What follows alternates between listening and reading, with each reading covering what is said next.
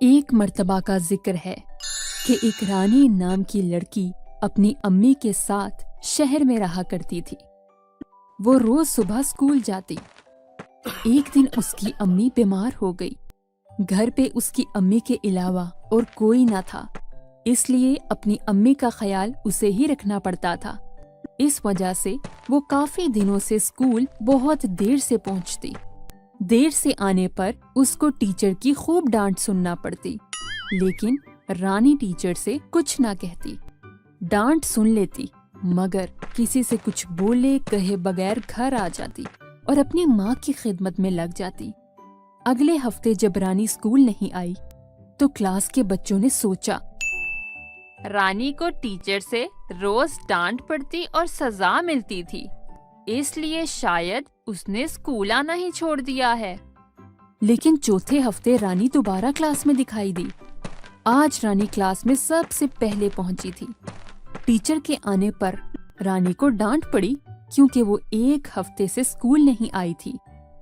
Teacher ने कहा, देखा डांट और सजा का असर, आज तो सबसे पहले क्लास में आई हो। रानी की आंखों में आंसू आ गए। रानी टीचर से कहने लगी, टीचर, मैं कुछ कहना चाहती हूँ। हाँ हाँ कहो। मुझे मेरी अम्मी ने ही पाल पोस के बड़ा किया है। मेरा कोई भाई बहन नहीं है। 4 हफ्ते पहले मेरी माँ बहुत बीमार हो गई थी, इसलिए मुझे सुबह जल्दी उठ के माँ के लिए खाना बनाकर अस्पताल जाना पड़ता था, जिसकी वजह से मैं स्कूल देर से पहुंचती। मैंने बहुत कोशिश की, लेकिन अपनी माँ को नहीं बचा सकी। पिछले हफ्ते मेरी माँ चल बसी, इसलिए स्कूल नहीं आ सकी। आज जल्दी इसलिए आ गई कि ना तो आज खाना बनाना था और ना माँ को देखने अस्पताल जाना था। अब से रोज वक्त पर पहुंच जाऊंगी। ये कहकर रानी चुप हो गई।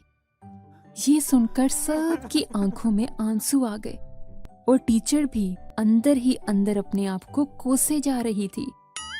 तो दोस्तों, हम भी अनजाने में क्या कुछ कह जाते हैं। जैसे, आपकी शादी नहीं हुई अब तक? आपकी शादी को इतना वक्त हो गया, आपके बच्चे क्यों नहीं हैं? कब तक बस में लटक के जाओगे? एक गाड़ी ही खरीद लो।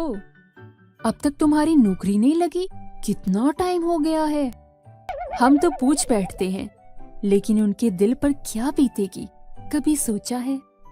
बोलने से पहले हमें सोचना चाहिए कि क्या ये बात मुझे पूछनी चाहिए या नहीं, तो हो सकता है किसी का दिल दुखने से बच जाए।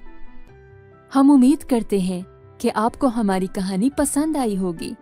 हमारे चैनल को जरूर सब्सक्राइब करें और बेल के आइकन को दबाना मत भूलें।